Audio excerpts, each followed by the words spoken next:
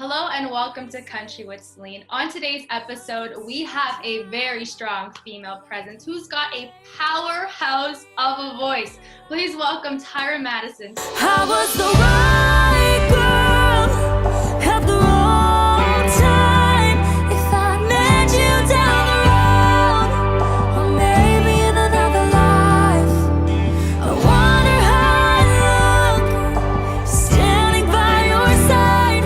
But I was the right girl at the wrong time.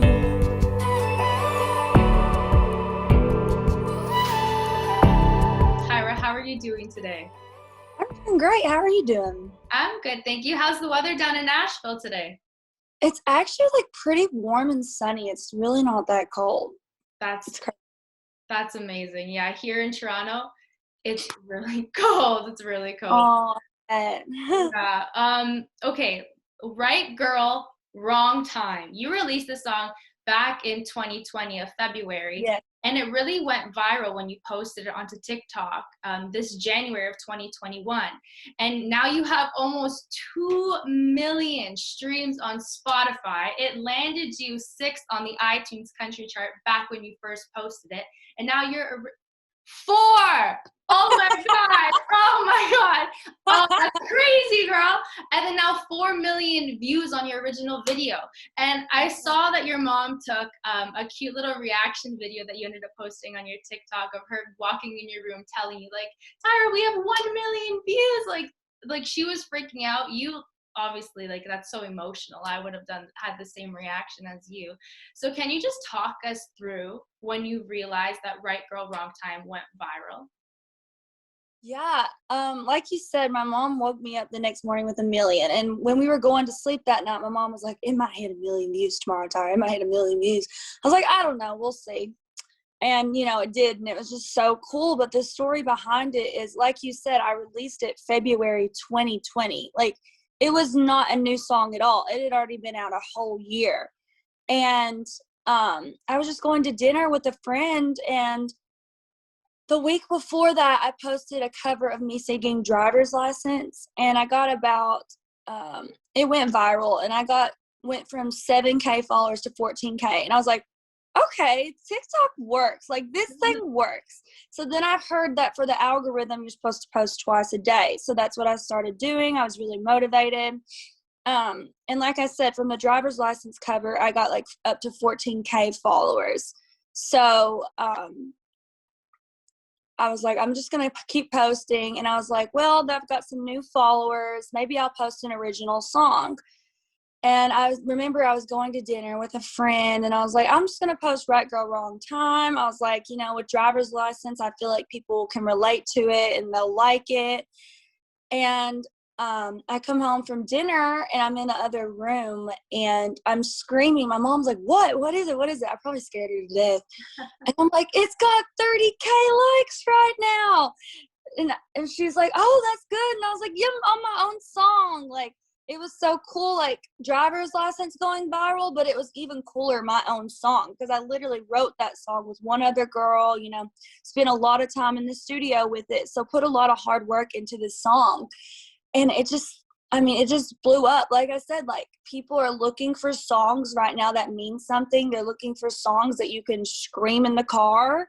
And I just think it was really relatable to people. And I'm so glad it was. Like, that's the reason I write it, is to relate to people. So, well, thank God you did post that on TikTok. I mean, people don't realize that TikTok is such a great platform, especially for artists. When you guys release songs on TikTok, they really do go viral. And especially because I'm pretty sure they categorize, like, if whatever I watch, if I start liking a lot of videos of people singing, then I'm going to get a lot more videos, of people singing, right? So it's crazy, and I'm really happy for you. Right Go, Wrong Time, in my opinion, I think that's so much better than Driver's License, and that's a song you can chant in the car. Oh, anytime. It's a real female anthem, and like, when I posted that I was getting the chance to interview you, I had a lot of feedback. And my own cousin, she heard the song and she was saying, oh my God, she has a boyfriend now too. This is the funny thing.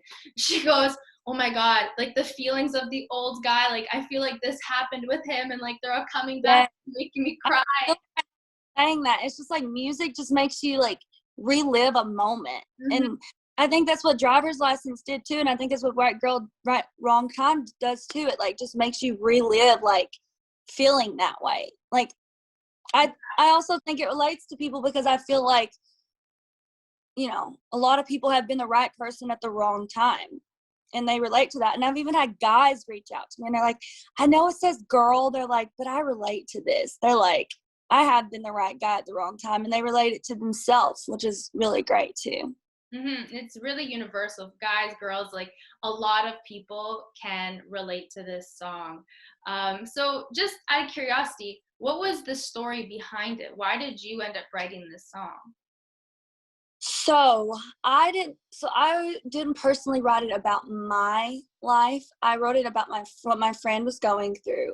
She had been dating this guy all through high school, and she dated him up to college. And then they started getting a little rocky, and they went to separate colleges, and he wanted to like party instead of be with her, and she was just really struggling, and I could see that. And like as a friend, you feel your friend's emotions. So it's basically like you were living through it too. Mhm.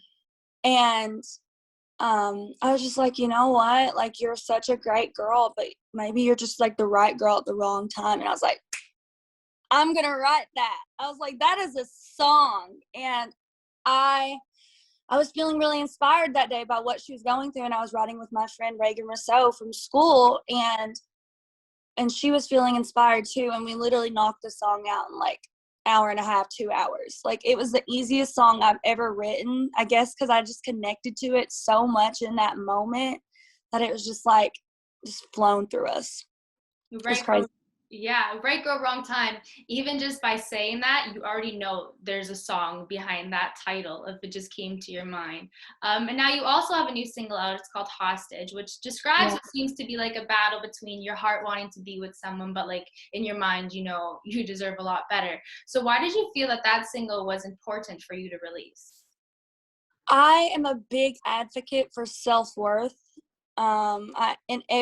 You'll hear in every one of my songs, there's always some kind of self-worth aspect of it.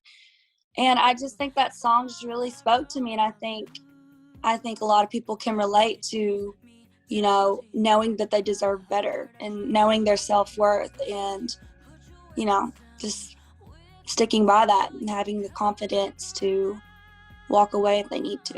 You won't stay, but won't walk away. Just give me a chance to forget your name. Say you don't want more, but I'm at your door.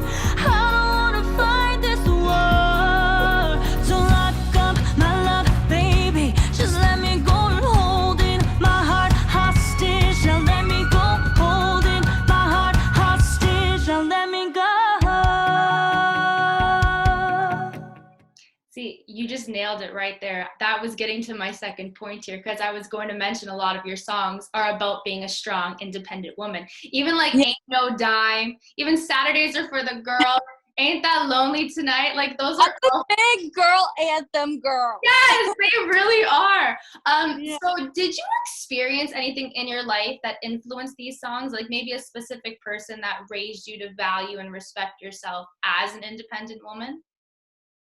Yeah, I would definitely say that, you know, my mama, she always, you know, wanted the best for me, and she was my role model. Like the angel, she was an angel on earth. She was just everything a woman should be.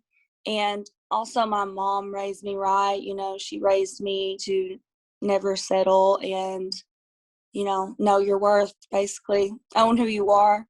I kind of, you know, they influenced me in that way, but growing up, I kind of got that myself, like really appreciating who I am. And like, you know, like so many people compare themselves to things on the internet and to other people, but I mean, there's no way of changing yourself, so why not just own who you are? That's my outlook on it. I love it. A lot of people too, they really look at social media nowadays, especially when it comes to Instagram. And like someone will look like they have the picture perfect life, this car, a house, a marriage, blah, blah, blah. And then they compare themselves to that and it just brings them down, right? Yeah. But on a personal note, you were speaking of your mama. She passed away a few years back, and it was her birthday 3 days ago. I saw you post that Yeah. cute little memory video of her, and you sang "Wings Beneath My Feet." Wings beneath. Sorry, wind beneath my wings. Sorry. Wind beneath my wings. Wind beneath my wings. Yes, yes. I got tongue twisted on that. How You're special good. was the bond between the two of you? Like I said, my mama was my favorite person on this world. Like, I know people are not perfect, but she was the closest to perfect that anyone could be. Like, if you'd ask anyone about her, I mean, she was a saint pretty much. Like, you know, she was just kind to everyone and didn't hold grudges and could forgive really easily. You know, she was just an angel, basically. She was great. Everything a woman should be: strong, sassy. Sassy. That's amazing. That's really amazing. You know, your relationship, the way you describe you and your mama, really is like me and my grandma. She's like literally everything to me. We're like glued to the hip. She would always come and watch. If I had a soccer game, she'd come and watch. My graduation, I remember I was walking to go and get my diploma, and she like just grabbed me and started hugging me in front of like everyone. It was just so cute. But I have to say, your mama is always looking down on you. She is always going to guide you on the right path, and she is definitely so damn proud of you. That's for sure. Thank you. That's nice to hear. No, you're welcome. Now, just going back on one of your songs, "Ain't That Lonely Tonight," that was co-written by Carly Pierce. So, Yeah. just out of curiosity, did you get to write with her, or was this a song that she wrote and then they kind of threw it at you? Yes. So, basically during COVID, it was really hard to write with people. Like, some people won't write in person still, and I tried writing over Zoom, but I just really couldn't honestly get into it. I'm a person, like, I feel the room that I'm in, and I just couldn't do it over Zoom. So we started I have two team members, and they're like, let's shop some songs. Basically, let's look through catalogs of already written songs, and let's see what you sound like and if they relate to you in any way. Like, even though I didn't write these songs, I still relate to them in some way. Like, there's a reason that I chose them. You can tell as well. Sorry, you can tell as well as you sing it. Because if you can't relate to a song, the way you sing it and the emotion that you're expressing is flat. But if you can actually connect to the song, it's like your song. You own it. It's yours, and you can relate so much to it. Exactly. Yeah, so I think putting my voice on it makes it my own, even though I didn't write it. But anyways, yeah, we were looking at songs, and "Ain't That Lonely Tonight" just, it's kind of a vibe of "Ain't No Dumb." It's kind of like, I don't need a man. Like, I don't need a man to make me happy, kind of thing. And I think that's what "Ain't That Lonely Tonight" was me. Obviously, self-worth. Like, that's a thing I always look for in every song. And just like, I ain't that lonely tonight. I'm not lowering my standards for you, kind of thing. I think also, like, people needed like a good, like, feeling, like, I don't know, mid-tempo-ish song attitude. I haven't put out one of those in a while, and yeah, I just think it was a good time to put it out.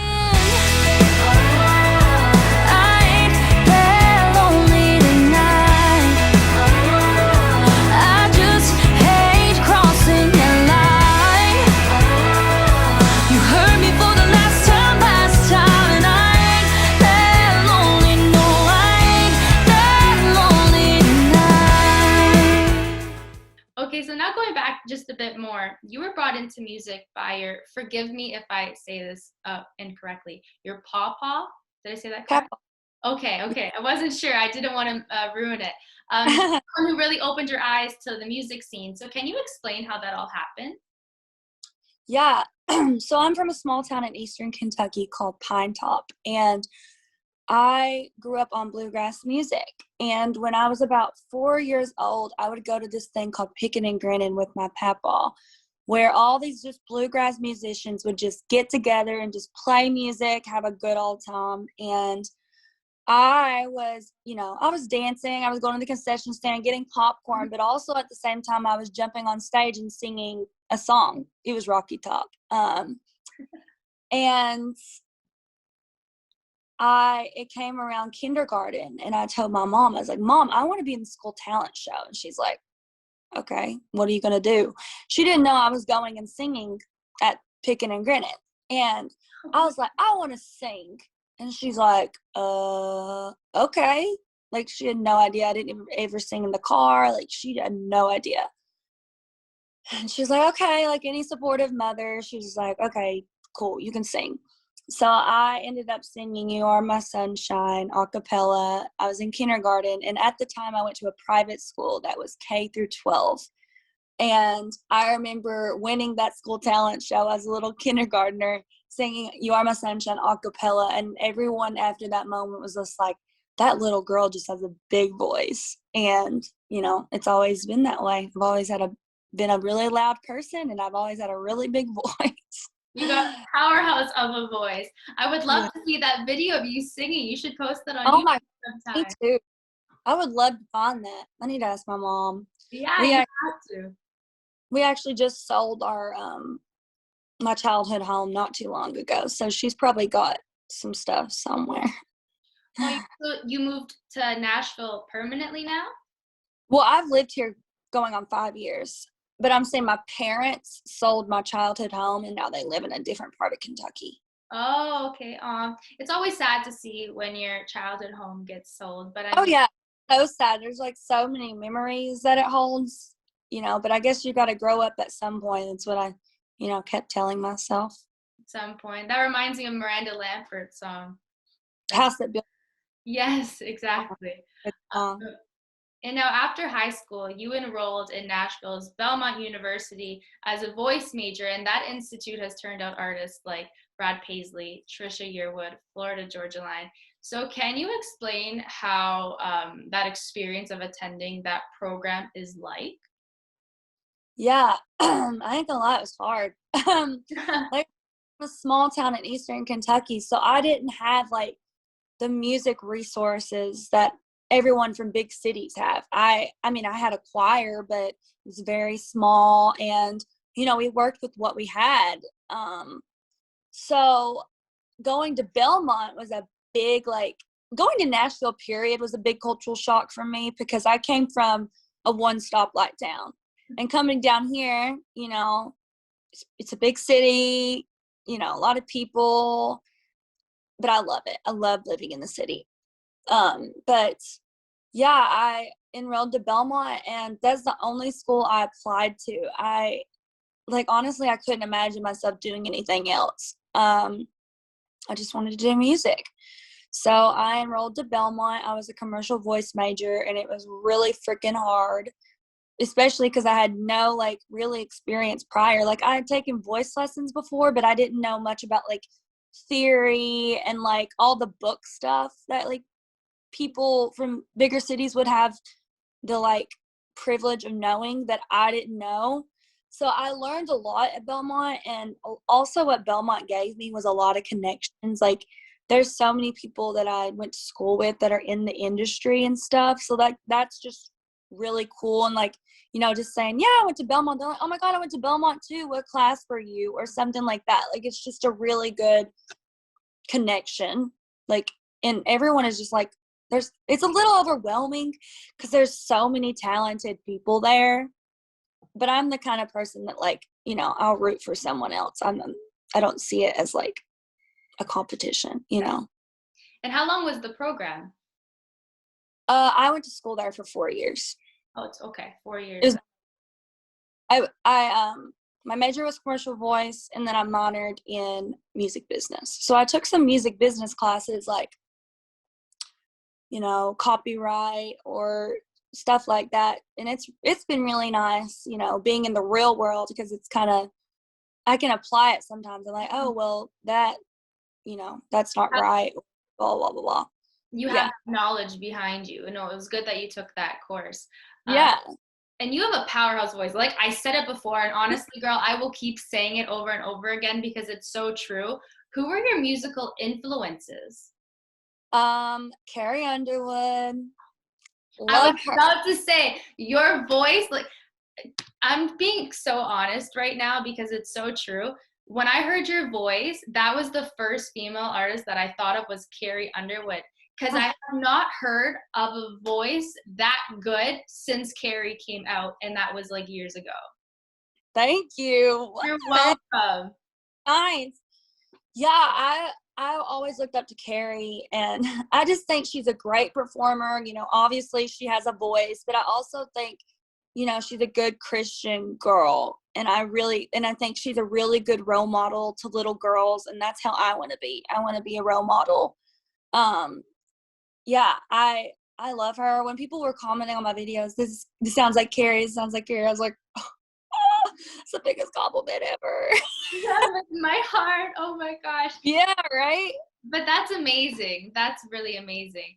So, Tyra, what's next for you? Are you working on any new songs? Are you working on an album? What's happening? I may have a new song. Ooh! Soon. Very soon. So keep an eye out. Oh, that's interesting. Well, you heard it here first, ladies and gentlemen. Tyra has a new song coming out very soon. And like I was mentioning before, I posted how I was doing this interview with you, and I got feedback. So one girl, yeah, so it's kind of crazy. This one, I'll read you a couple of the fan questions that I have here, and then oh, cool. Yeah, I'll shoot them your way. Okay, so the first one, this one was like, I like this one. This one's from Mallory. She wants to know if you believe that the saying "everything happens for a reason" applies to the situation that you experienced. Because if you, without experiencing that in a way, like right girl, wrong time wouldn't have come to life. Mm-hmm. Yeah, I love this question. I literally, before you said that, if you asked me a quote or something that I live by everything happens for a reason. And that is honest. Like, I think what's meant to happen in life will happen to you, you know, whether you want it to or not, or whether you wish for it to or not. I do believe in everything happens for a reason. I think that's the only way to really put it. Yeah, no, everything does happen for a reason. I'm with you on that one too. And this one is from Jordana. What advice, you kind of answered this one before, but I'll just throw in the question here anyways. This one's from Jordana. What advice would you give to a girl who feels stuck in a relationship that she feels it's time to get out of? If she feels like it's time to get out of it, get out of it. You're the only one holding yourself in it. Mm-hmm. You know, like, just like really sit and like evaluate it, and if you think it's the right decision, then do it. Like, know your worth, and yeah, if you have an instinct or something, just stick out, because I promise it'll be better for you in the end. Mm-hmm. It's time to let go, essentially, right? Yeah. This one's from my friend Milena. This was really funny. She was saying that she wants to know how neat it is to perform on stage. How neat it is? Yeah. I mean, there's really no feeling like it. It's like, it's so exhilarating. I miss it so much. I want to perform. I want to come to Canada. Let's take me to Canada. You gotta come to Canada. So we meet. But there's really no feeling about it. There's like a feeling of like nerves right before you go out. And I'm sure like athletes feel this too. Like, I'm sure you felt this for your soccer games and stuff. Mm-hmm. Like, you feel a bit of nerves, and then when you're in your element and you're in your place, you just feel calm. Like, there's a certain calmness that comes upon you. But it's just so fun. Like, performing, my favorite part is like getting the crowd like going and like clapping and dancing. Like, that's the point of music. It's entertaining, it's fun, you feel something.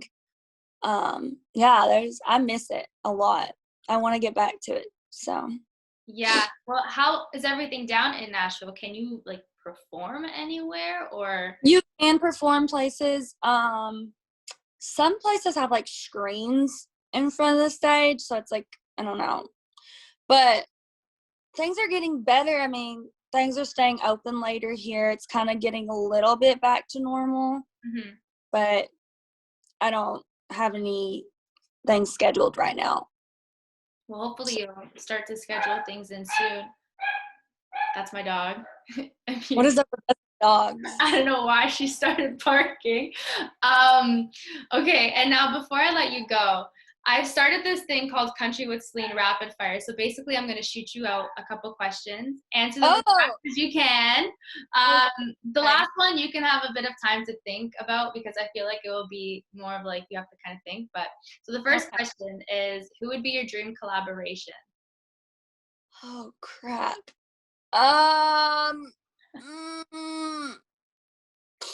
say Carrie. Carrie or Post Malone would be really cool.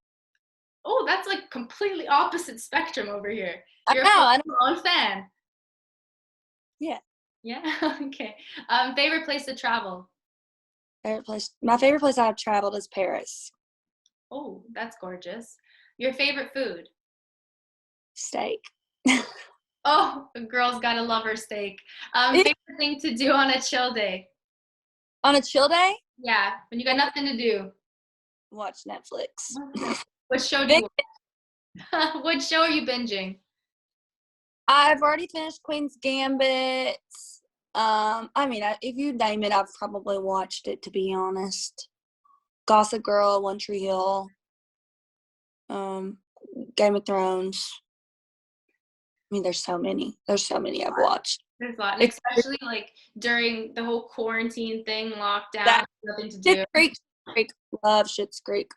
I gotta start watching that. I've heard so many good things about it. It started in Canada. I know, and I haven't watched it. You have to watch it. It's so good. I will. I'll watch the first episode and I'll let you know what I think. That's my spirit animal. Oh my gosh. You'll see. And your favorite artist, last one. Favorite artist? Carrie Underwood. Carrie Underwood. I had a feeling you were going to say that. He's ordinary. I like Post Malone too? Maren Morris. Oh, Maren Morris. Sorry, you cut out. She's really good. I like all kinds of music, really. That's good. At least you broaden your horizon when it comes to music. Thank you so much for joining me, Tyra. Thank you. Thank you. You have such a bright future ahead. Please don't forget about me when you become the next Carrie Underwood. Canada. Yes, you're coming. I'm coming to see you. Guaranteed. All right, go. I'm a quarter